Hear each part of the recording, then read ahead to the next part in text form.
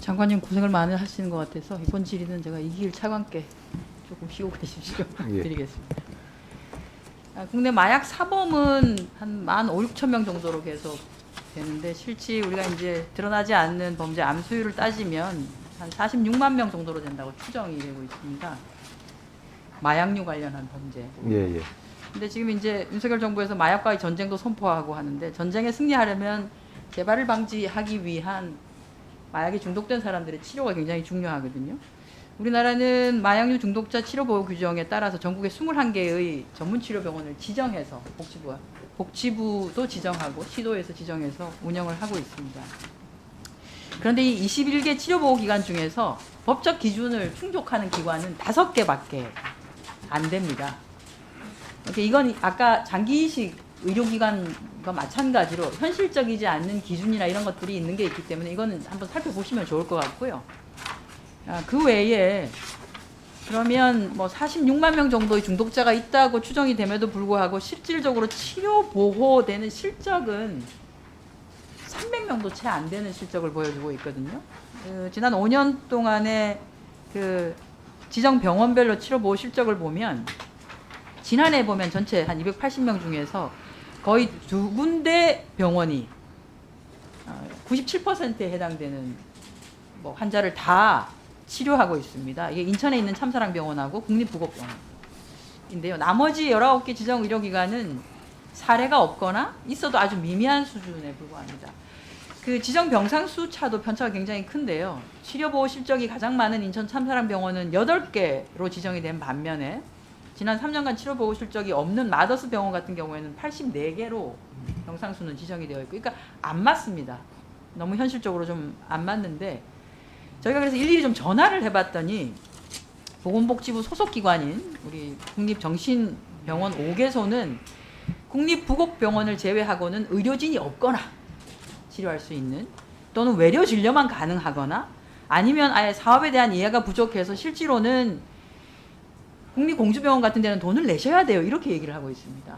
사실 막 중독자로 치료 대상이라고 지정이 되면 무료로 치료가 가능한데도 불구하고 돈을 내셔야 합니다라고 하는 사업에 대한 이해도가 전혀 없습니다.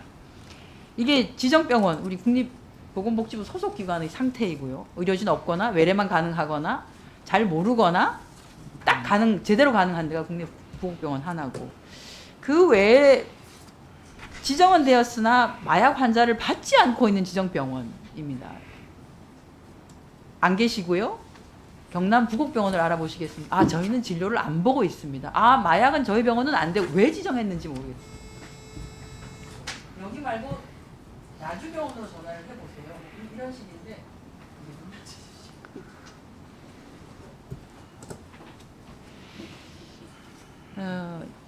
예산도 부족합니다. 예산이 지금 치료 예산이 그 국립정신병원은 자체 예산으로 운영되고 별도 예산 지원은 없고요.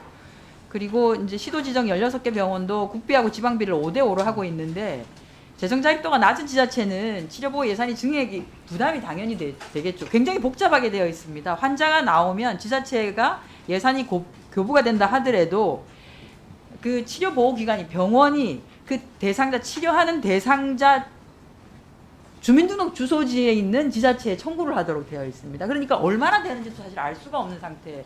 이거 굉장히 복잡하게 되어 있는데 2022년도 예산이 4억 1천만 원의 치료보호 예산을 책정했는데 이 예산이면 입원을 하는 사람은 1년에 92명만 가능하고요.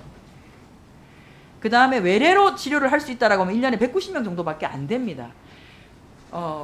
마약 중독자는 40몇만 명이라고 보는데 지금 치료를 할 수 있는 준비가 전혀 안 되어 있어서 전체를 한번 예. 살펴보시고 살펴보겠습니다. 예. 무명무실한 병원은 지정 해제를 하시고 제대로 할 수 있는 데는 지정을 정확하게 해주되 치료 예산을 정확하게 제대로 좀 지원을 해서 거점 병원으로서 역할을 좀 할 수 있도록 해주시고요. 그 거점 병원은 충분하게 치료가 되면 이분이 살고 있는 주민등록 소재지의 정신과 의라든지 계속 사후 관리가 좀 가능하도록 전원을 통해서 그래서 별도의 숙박 체계나 이런 것도 만들어서 주는 것이 마약과의 전쟁에 결국은 승리할 수 있는 방법이 되지 않겠나 하는 생각이 듭니다. 조금 고민을 하셔서 종강 때까지 방안을 좀 세워서 말씀을 해주시면 좋을 것 같습니다. 예, 그렇게 하도록 하겠습니다. 말씀 주신 대로 저희가 21개는 있지만 사실은 2개밖에 안 되고 있습니다. 인천 참사랑하고 부호병원인데요. 또 저희가 이렇게 여러 가 보니까 또 특히 지방에 있는 또 정신병원 같은 경우에는 이 정신과 의사를 또 구하기가 힘들어 상당히 좀 어려움도 좀 있습니다. 그래서 말씀 주신 대로 종합적인 활성화망을 좀 만들어 보겠습니다. 그래서 철저하게 실태 조사하고 그런 대책을 만들어서 별도로 보고 드리겠습니다.